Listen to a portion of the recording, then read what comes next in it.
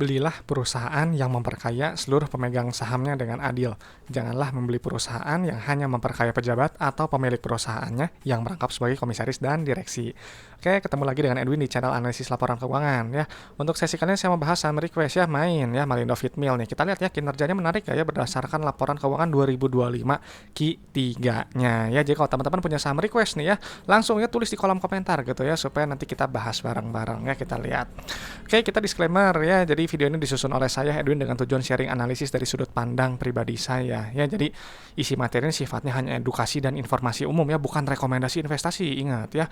Dan tidak dimaksudkan sebagai ajakan beli, jual atau hold saham yang dibahas ya. Main ya Malindo Feedmill. Jadi setiap keputusan investasi sepenuhnya jadi tanggung jawab masing-masing teman-teman ya. Jadi do your own research. Silakan analisis gitu ya lebih lanjut kalau memang main menarik ya. Jangan jadikan analisis ini sebagai analisis yang utama ya. Oke, jadi untuk melihat gitu ya main gitu, saya perlu 3 kriteria utama ya. Yang pertama itu syaratnya harus bagi dividen. Nah, kenapa perusahaan itu harus bagi dividen ya? Karena perusahaan yang bagi dividen adalah perusahaan yang memang sudah terbukti untung dari bisnisnya gitu ya. Terbukti untung artinya keuntungan itu nyata, bukan hanya ngaku-ngaku untung di atas kertas aja ya. Jadi keuntungan perusahaan itu disisihkan gitu oleh perusahaan dan dibagikan kepada kita pemegang sahamnya, bisa kita belanjain ya, bisa kita nikmati gitu. Dan jadi kalau misalnya perusahaan yang nggak bagi dividen, itu berarti perusahaan tersebut biasanya hanya memperkaya pejabat atau owner perusahaannya yang biasanya merangkap sebagai komisaris dan direksi gitu ya. Mereka udah di jabatan top manajemen nih, gajinya udah enak ya, ratusan juta setiap bulannya gitu. Jadi kalau mereka mengelola asal-asalan, nggak profesional, harga sahamnya anjlok, ya udah nggak peduli juga gitu, ngapain dipikirin gitu ya. Karena apa? Karena udah tadi dapat gaji besar yang masuk tiap bulannya. Sedangkan kita itu pemegang saham cuma dapat dividen setahun sekali ya, kalau bagi dividen dan juga dari capital gain kalau naik harga sahamnya ya. Jadi kita terbatas sekali sebenarnya. Jadi makanya pastikan di awal itu kita memang sudah hati-hati dalam memilih perusahaan ya.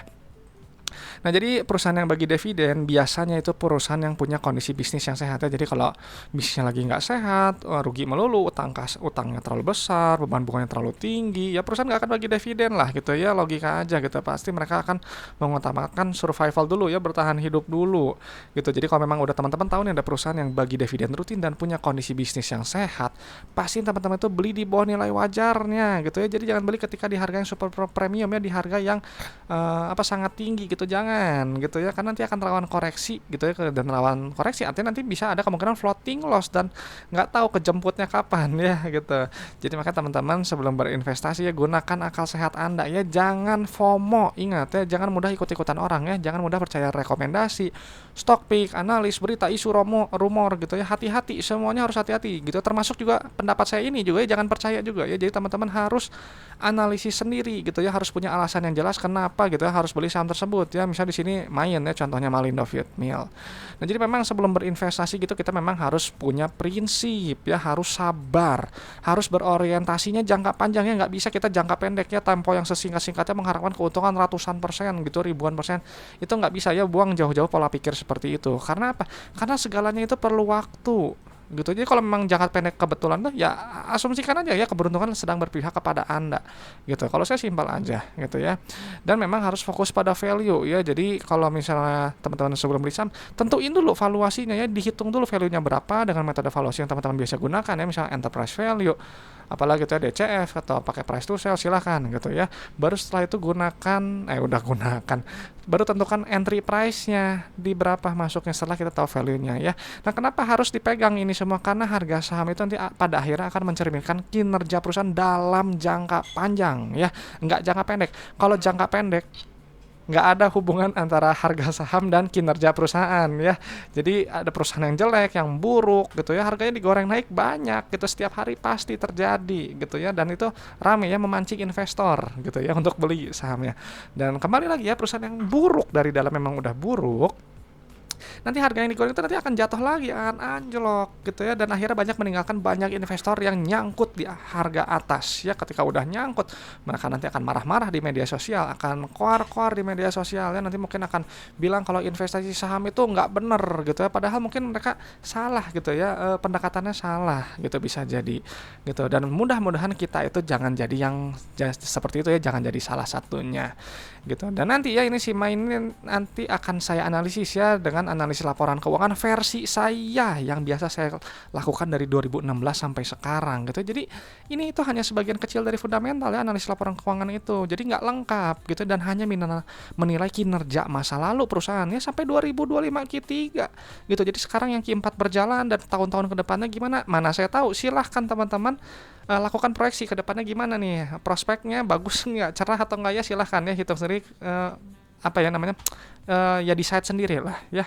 Dan jadi memang saya akan fokusnya ke laporan keuangannya ya, bukan ke harga sahamnya. Jadi kalau memang dari laporan keuangannya buruk, ketika harga sahamnya digoreng naik, saya nggak peduli gitu ya.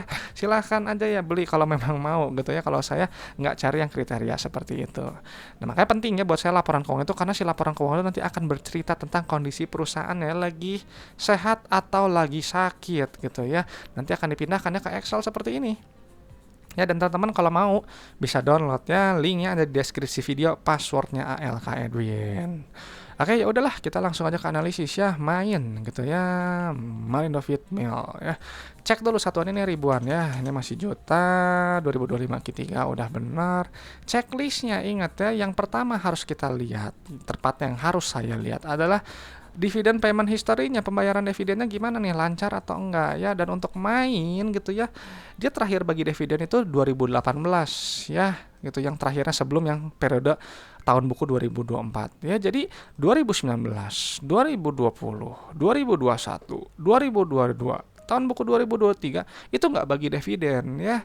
Jadi perusahaan tersebut mungkin, perusahaan ini mungkin pada waktu itu mungkin sedang bermasalah gitu, 19 sampai itu ya 5 tahun gitu ya. Dan baru sekarang yang tahun buku 2024 dia bisa bagi dividen gitu ya. Jadi ini awal yang baik. Nah gitu ya, tapi belum masuk kriteria saya, karena kalau saya perlunya pembagian dividen itu harus 3 tahun ke belakang ya. Kalau misalnya sekarang berarti harus tahun buku 2023, 2022 itu harus bagi dividen. Kalau ini baru sekali ya, ini masih belum masuk ya, masih belum stabil buat saya gitu. Tapi ini awal yang bagus sebenarnya, awal yang baik ya. Jadi ini nggak lolos screening saya ya, karena baru sekali lewat pembagian dividennya. Lalu kita langsung cek biasa ya, kas tara kas ya, untuk melihat posisi kas itu ya, jumlah uang yang berada di dalam dompet perusahaan ya. Teman-teman punya dompet kan, punya rekening, ada uang. Nah itu kas tara kasnya itu ya. Kas itu punya fungsi untuk bayar operasional, untuk bayar ekspansi usaha, dan juga untuk bayar pinjaman ke bank. Jadi kalau nilainya terlalu sedikit nanti bisa jadi operasionalnya terganggu ya, nggak bisa bayar gaji gitu misalnya, atau nggak bisa ekspansi, atau mungkin nggak bisa ketiganya gitu ya. Jadi uang kas ini penting untuk kita lihat kita kuat atau enggak, lemah atau tidak gitu ya. Dan kalau nilainya terlalu besar juga ya, buat apa juga ya perusahaan menumpuk kas terlalu besar, padahal kelebihan kas itu bisa kita nikmati oleh pemegang sahamnya. Dengan cara gimana? Ya bagi dividen. Entah jumlahnya lebih besar, atau interimnya lebih sering, atau ekspansi usaha, atau bayar pinjaman yang masih ada, atau mungkin buyback saham aja untuk mengurangi jumlah saham beredar ya, sehingga EPS dan DPS-nya nanti bisa lebih besar gitu. Jadi banyak cara gitu, kita bisa melihat nih perusahaan ini pro kepada pemegang saham atau tidak ya. Nah lalu kita langsung cek ke bagian apa, bagian ekuitas ya, langsung masuk ke saldo laba ya, yang ini nilainya. Ini kita lihat dulu ya, saldo laba pindahin dulu ya. Nah, kenapa gitu ya?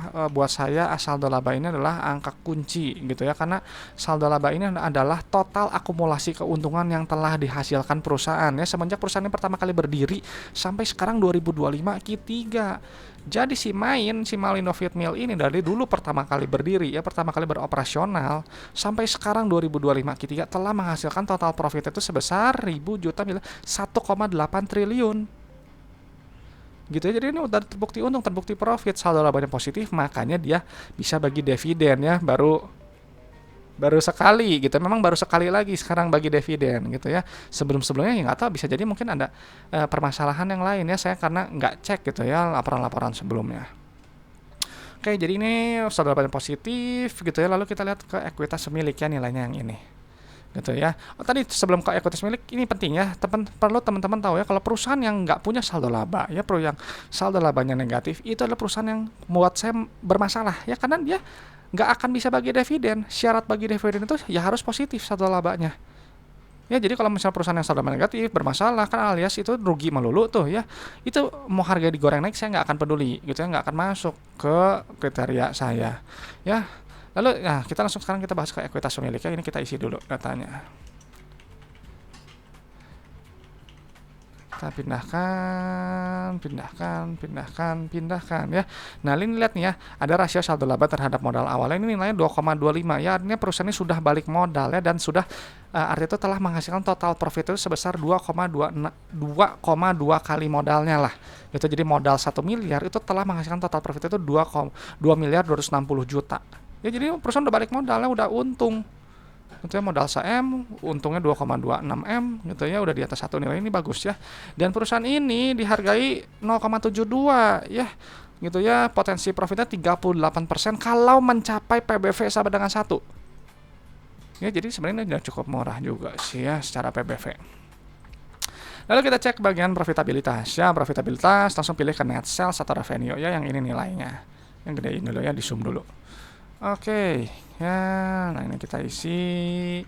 Nah, ini pentingnya perusahaan yang baik itu adalah perusahaan yang pendapatannya itu cenderung naik, cenderung bertumbuh ya. Cuman untuk di Simain ini ada penurunan pendapatan ya gitu ya. Tapi ya bukan berarti buruk gitu ya. Mungkin lagi ada sesuatu gitu ya. Jadi kalau turunnya sedikit masih dalam satu periode ya udah sih, nggak masalah buat saya ya. Nanti si pendapatan ini nanti dikurangi oleh harga modal barang atau jasa ya. Nanti keluar laba bruto.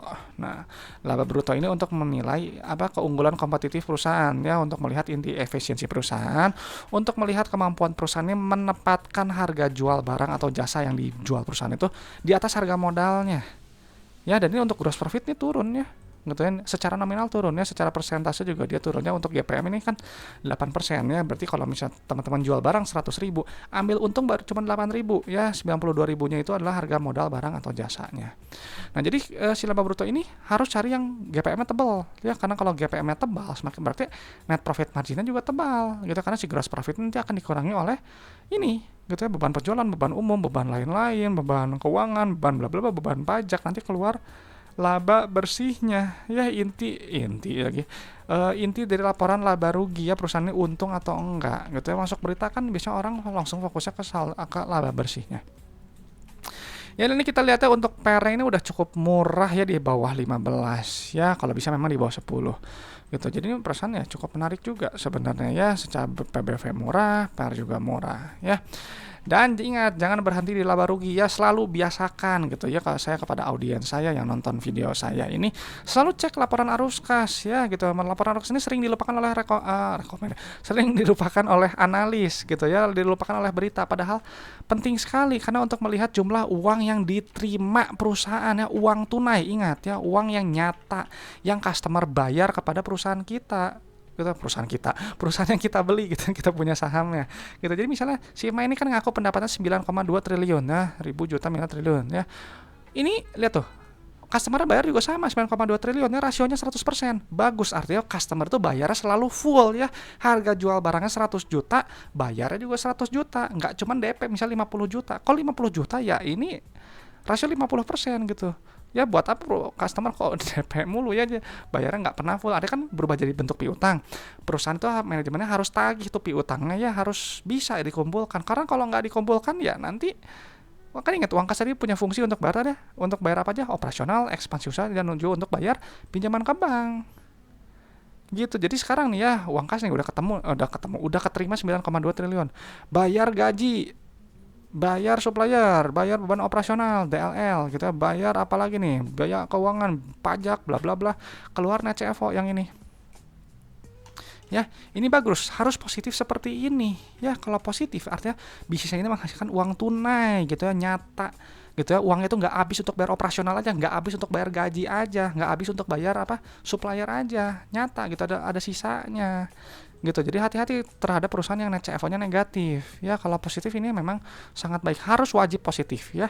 Lalu uang ini digunakan untuk bayar ekspansi usaha tuh ya, perolehan aset tetap gitu ya gitu. Jadi perusahaan ya makin lama semakin besar gitu, semakin baik ya. Dan untuk kita lihat ya, ini di periodenya ini net CFO-nya memang agak turun, dan untuk ekspansi usahanya untuk periode sekarang agak agresif ya, 2 kali lebih besar dibandingkan dengan periode sebelumnya. Lalu kita lihat ya untuk aktivitas pendanaannya atau aktivitas pinjaman ke bank atau pembayaran ke bank ya. Ini kita lihat nilainya negatif ya. Kalau nilainya negatif artinya perusahaan itu berusaha untuk melunasi pinjaman yang ada gitu. Jadi kita bisa lihat nih ya tuh, pembayaran pinjaman ke bank ya nilainya negatif. Kalau menerima pinjaman ya dia nilainya positif.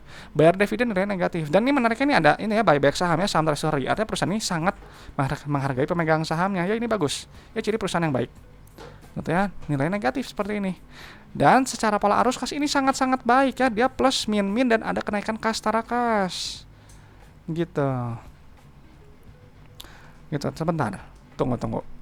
Kenapa ini kok ada beda nilai ya? Ini kan 407. Ini negatif. Ini negatif, tapi kenapa di sini kok negatif ya? Di sini kan harusnya positif. Ini sama salah nih. Ini benar. Tapi ini salah. Gitu ya. Ini mungkin ada ini ya. Nah, gitu ya. Kas tara kas gitu ya. Ada cerukan ya. Gitu. Jadi makanya dia nilainya negatif. Gitu. Cuman unik juga ya. Saya baru ngeh gitu ada yang seperti ini ya. Baru kas bersih secara cerukannya, cuman ya sudah ya. Kalau saya sih tetap patokannya sum dari yang ini aja gitu, karena yang ini kan nilainya udah benar deh ya.